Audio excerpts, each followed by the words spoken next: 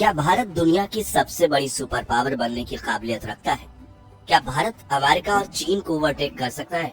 दोस्तों, सदियों से ब्रिटिशर्स भारत को सोने की चिड़िया यूं ही नहीं कहते थे। करीब 250 सालों में अंग्रेजों ने भारत को इतना लूटा कि 1947 में जब हमारा देश आजाद हुआ, तब हमारी गिनती के सबसे गरीब देशों में होती थी। लेकिन आज भारत दुनिया की 5 महाशक्तियों में से एक बन चुका है। जब भी वर्ल्ड सुपर पावर्स की बात आती है, तब हमारे दिमाग में अमेरिका, रूस, चीन, ब्रिटेन और यूरोपियन यूनियन का नाम सबसे पहले आता है। लेकिन एक ऐसा देश भी है जो इन 5 में से 3 देशों को तो पहले ही पछाड़ चुका है। हम बात कर रहे हैं हमारे महान देश भारत की, जिसने पिछले 10 सालों में इकोनॉमी, डिफेंस, मिलिट्री इंफ्रास्ट्रक्चर और साइंस एंड टेक्नोलॉजी से लेकर हर एक फील्ड में दुनिया के सभी देशों से ज्यादा तरक्की कर ली है।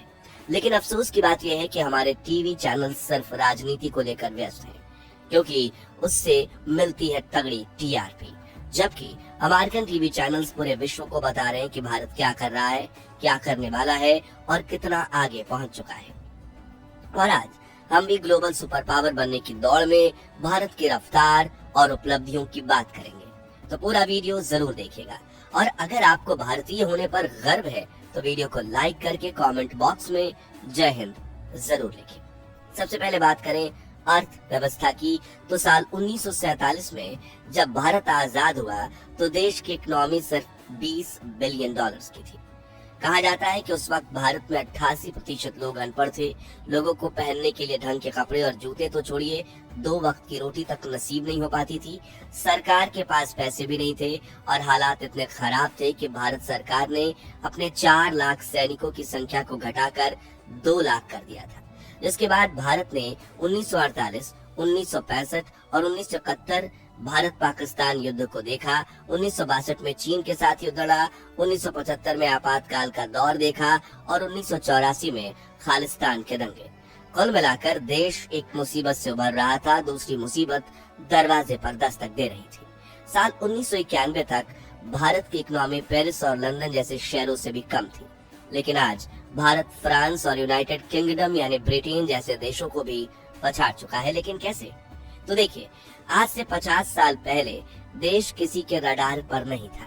किसी को उम्मीद नहीं थी कि इतना बड़ा पावर हाउस बन जाएगा।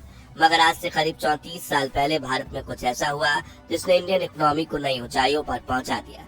जी हम बात कर रहे हैं 1991 में हुए इकोनॉमिक लिबरलाइजेशन यानी कि आर्थिक उदारीकरण की, जिसमें भारत ने फॉरेन कंपनियों के लिए अपने दरवाजे खोल दिए थे। इम्पोर्ट टैरिफ और टैक्स कम कर दिया गया और ऊपर से सस्ती लेबर और गवर्नमेंट के सपोर्ट की वजह से भारत में फॉरेन इन्वेस्टमेंट की बाढ़ आने लगी, जिससे इंडियन इकोनॉमी ने रॉकेट की तरह रफ्तार पकड़ ली और सिर्फ 1991 से 2019 तक इंडियन जीडीपी में 770% से ज्यादा ग्रोथ हुई, जो दुनिया के किसी भी देश से कई गुना ज्यादा है। और आज भी जहां अमेरिका और चीन की जीडीपी हर साल 2 से 3% दर से बढ़ती है, वहीं भारत की जीडीपी 6 से 7% से बढ़ती है, यानी 2 गुनी रफ्तार से। इसके साथ 1947 में भारत की अर्थव्यवस्था जो सिर्फ $20 बिलियन थी, अब वो बढ़कर $3.5 ट्रिलियन यानी $3500 बिलियन के पार पहुंच चुकी है और भारत दुनिया का 5वां सबसे अमीर देश बन चुका है। विशेषज्ञों की माने तो 2025 के अंत तक भारत जर्मनी और जापान को पीछे छोड़कर दुनिया का 3रा सबसे अमीर देश बन जाएगा। फिर भारत का असली मुकाबला होगा अमेरिका और चीन जैसे दिग्गज से।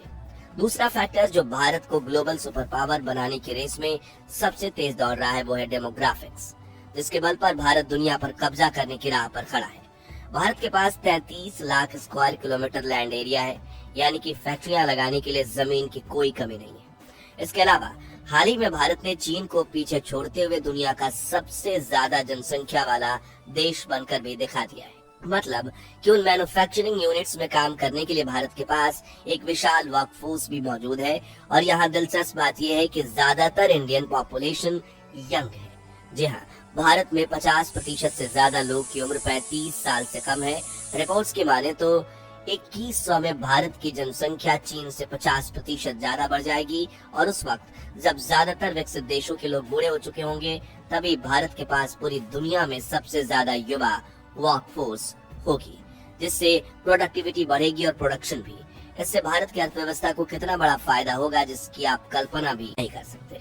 इसके अलावा मैन्युफैक्चरिंग के बाद तैयार प्रोडक्ट्स को विश्व भर में एक्सपोर्ट करने के लिए भारत के पास 7,516 किलोमीटर की कोस्ट लाइन भी है, जहां मौजूद इंडियन पोर्ट्स की करंट कैपेसिटी सालाना 26 मिलियन टन है, जिसको इतना बढ़ाया जा सकता है कि भारत पूरी दुनिया जितना ट्रेड अकेले कर पाएगा।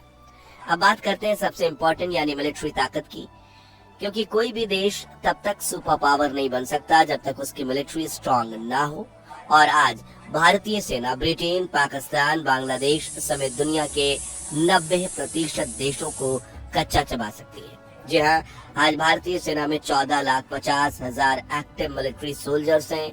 ये संख्या भारत को चीन के बाद दुनिया की दूसरी सबसे बड़ी मिलिट्री बनाती है। वहीं अगर हम रिजर्व और पैरामिलिट्री फोर्सेस को भी गिने तो इस वक्त भारत के पास दुनिया की सबसे बड़ी यानी करीब 50 लाख सैनिकों की फौज है। इसके अलावा भारत के पास अमेरिका, चीन, रूस के बाद दुनिया का चौथा सबसे बड़ा मिलिट्री बजट है जो $80 बिलियन के करीब है। इन पैसों से भारत डिफेंस सेक्टर में आत्मनिर्भरता की ओर तेजी से कदम बढ़ा रहा है।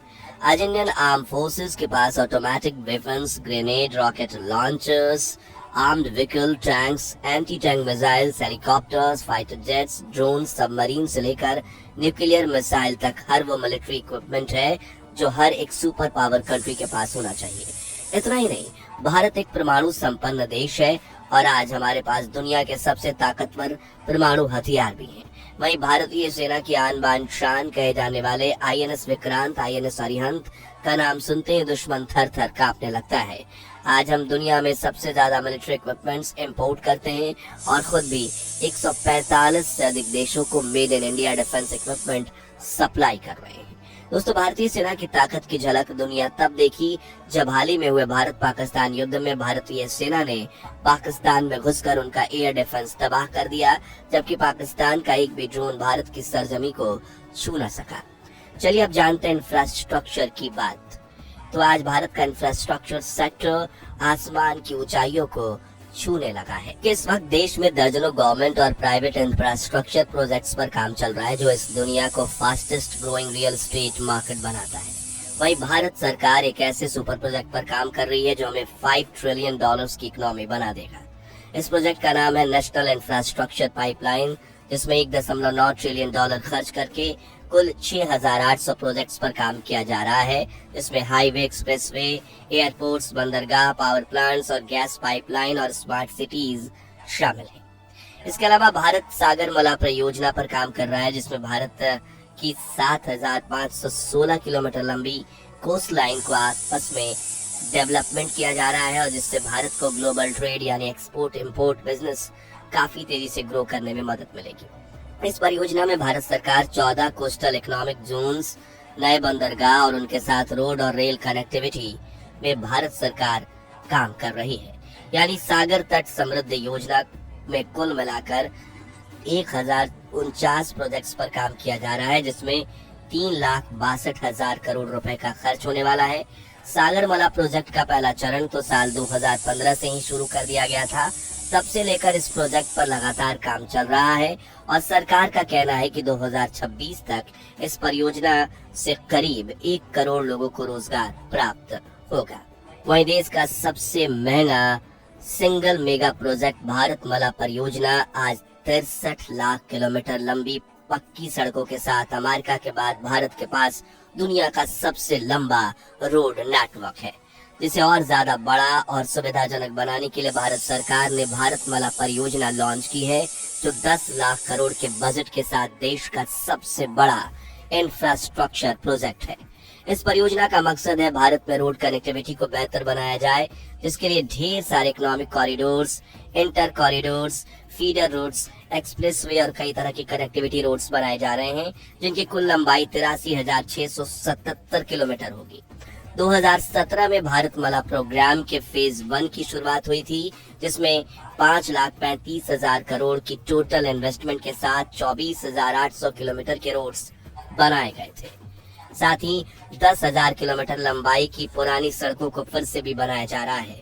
इसके अलावा भारत ने Navi Mumbai international airport, Delhi Mumbai expressway, dedicated freight corridor और रिवर इंटरलॉकिंग जैसे कई मेगा प्रोजेक्ट्स पर काम चल रहा है, जो देश को आसमान की ऊंचाइयों पर ले जाएंगे।